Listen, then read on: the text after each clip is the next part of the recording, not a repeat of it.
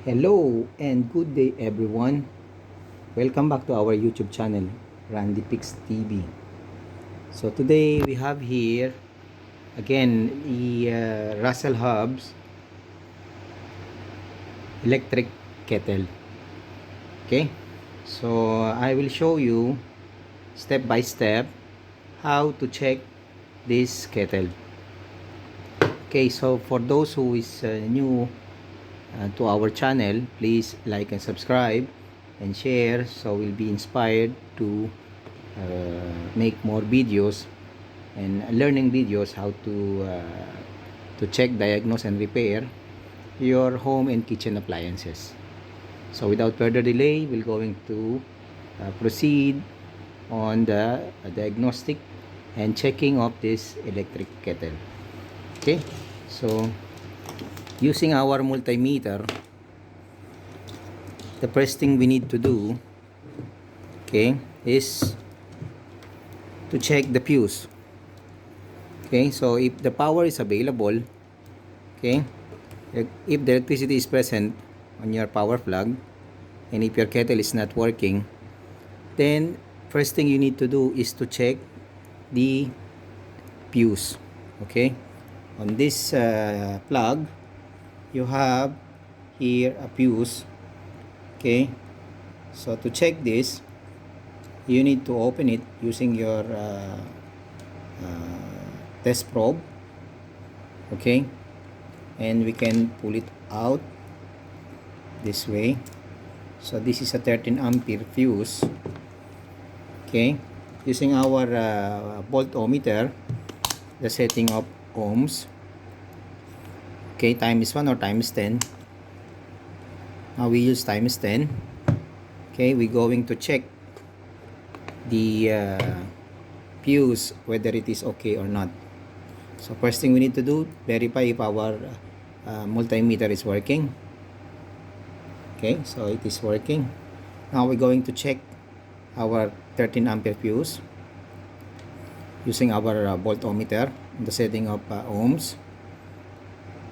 So this fuse is okay. As you see here, the needle, okay, so it is there is a continuity, so the fuse is fine.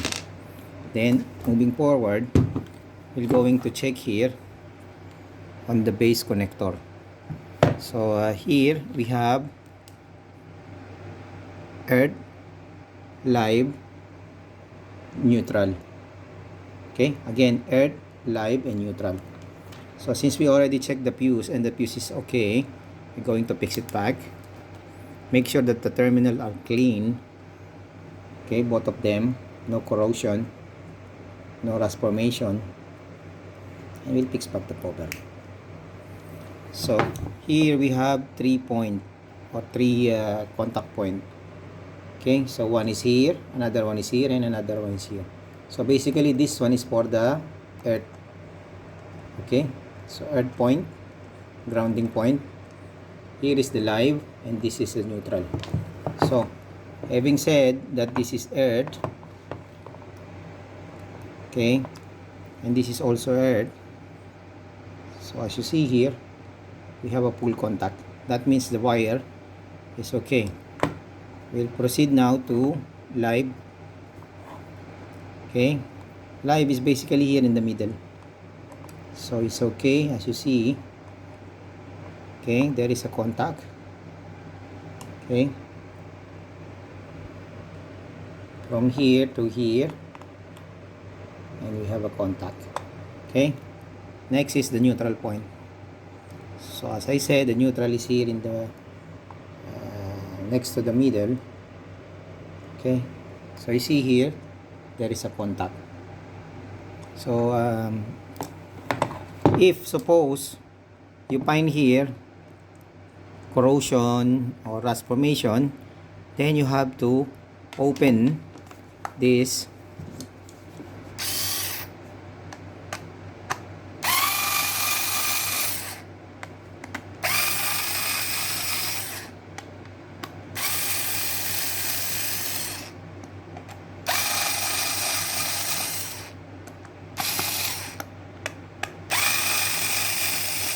So we open it, and we need to clean the contact point, okay, in order to have a proper contact.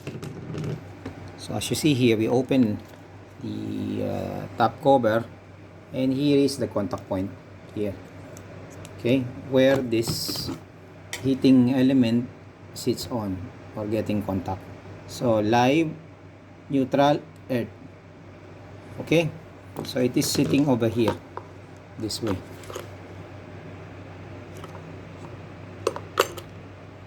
So if you find any corrosion here on inside here, okay, so you just have to open this and clean it with sandpaper here, the contact inside here and here, and make sure that this is straight near the entry point, so that it will properly contact or sit on the terminal pin over here.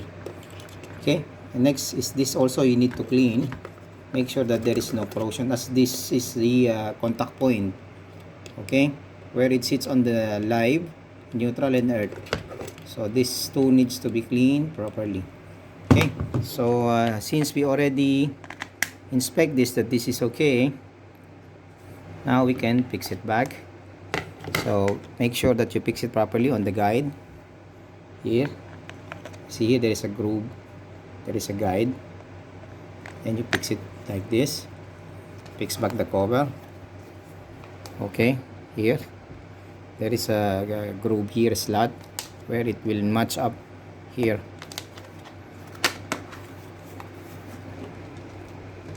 So this is a simple way to check and repair the contact base, so that you can able to verify if there is any loose connection.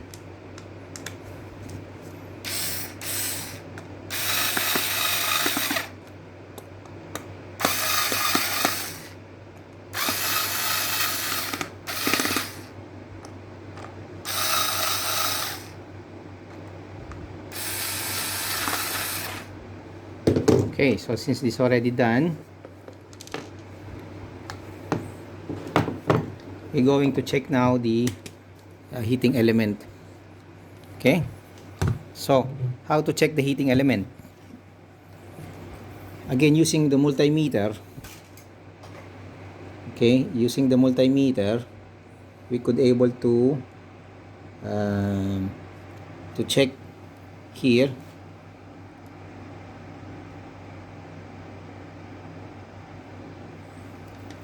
Okay, make sure you turn on the switch. Okay, push it this way, keep it on, and then with your multimeter, check the contact between neutral and the live. So you see here that our multimeter or the probe or the needle turn on or flicker here. So here to contact middle and the center one or the second one, and you see here, okay, if I remove the switch, if I turn off the switch, then look what happened. Okay, so it means the contact is fine, it is working. Okay, if you did not find or see that this needle, okay, does not work, then that means the contact point or the switch inside does not work or not having proper contact, or even the heating element is busted. Okay, so see here again.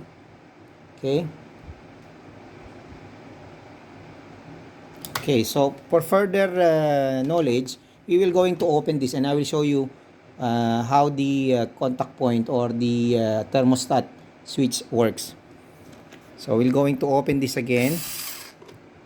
We're going to open this, and I will show you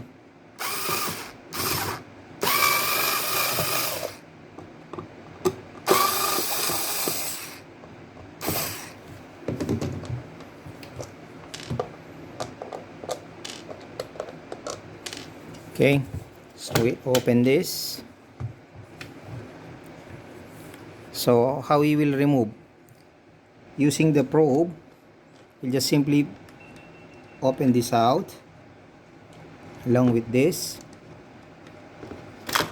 Okay, so this snap out from the pin. Okay, so this is where the switch is. Okay, now we're going to check. Let me show you how to check the heating element. So this is the internal component of this electric kettle. So this is the heating element. We're going to check it with our multimeter. We put ohms times 10. Okay, so as you see here, it is working. Means the pointer or the needle of our multimeter flickers and reads at 15 ohms, 14 ohms. Okay, so times 10, 140 ohms. Okay, so there are two switches here. Okay, so when you turn on the switch, you see here that there are two contact points. Okay, so this is the thermostat switch of this electric kettle. So you have to check this, if these are getting contact from here. When I turn on the switch, okay, see here. So this is where to check. Center one here, turn it on.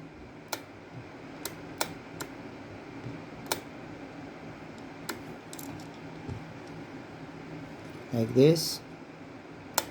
Okay, so there's contact. So if there is no contact here, you just need to clean the contact point of this switch over here. The same with the other switch. From here to neutral. Going to check.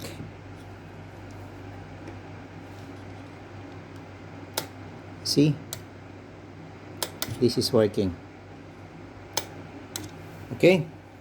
So how this switch turn off by itself? This is the heating plate. When it reaches the temperature, a certain temperature, this plate will warm up or heat up. Then it will automatically turn off the switch through this heating plate or thermostat. Okay, so I hope you learn how to check the electric kettle using a very basic tools. Okay, and always for this model you have to clean this strainer because it's getting rust here inside. Okay, so just simply pull it out and you can fix it back as easy as that. Okay, and make sure that there is no rust formation inside.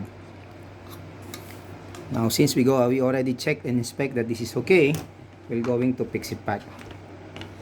Fixing back means we have to insert these two slots again inside the pin, and we can cover it with you can screw it, we can screw back the cover.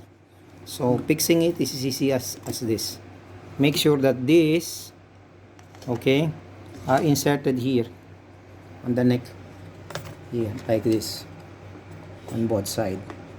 So here the pin, and here the hole, the slot, and this one will grip here this way. Okay, so like this.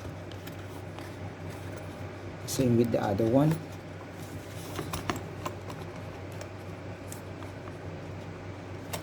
Okay, so done. Now we will proceed to the other side.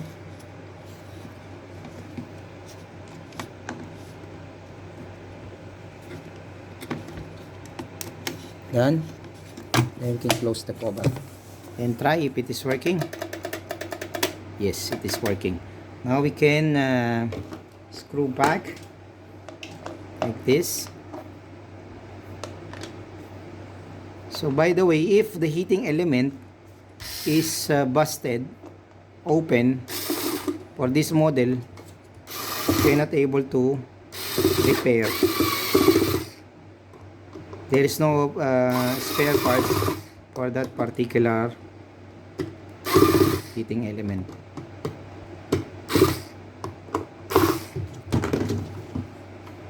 Okay, so make sure this contact point are clean, as well as this contact point is clean, and then you can fix back, and we can try. If you see anything which is not working, then you can try. I will put some water so in order for us to test the unit. Okay, so we'll plug it, and then we'll put some water.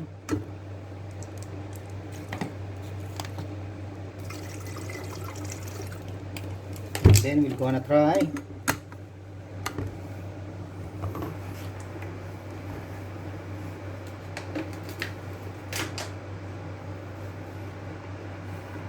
Okay, so as you hear, our kettle is working. So those are the points that we need to check, the basic points, step by step, how to check your electric kettle. So if you like the video, please like, subscribe, and share. Okay, so God bless everyone, and hope everybody's safe and stay healthy. Please like and subscribe Randy Pix TV. Thank you and God bless. Bye.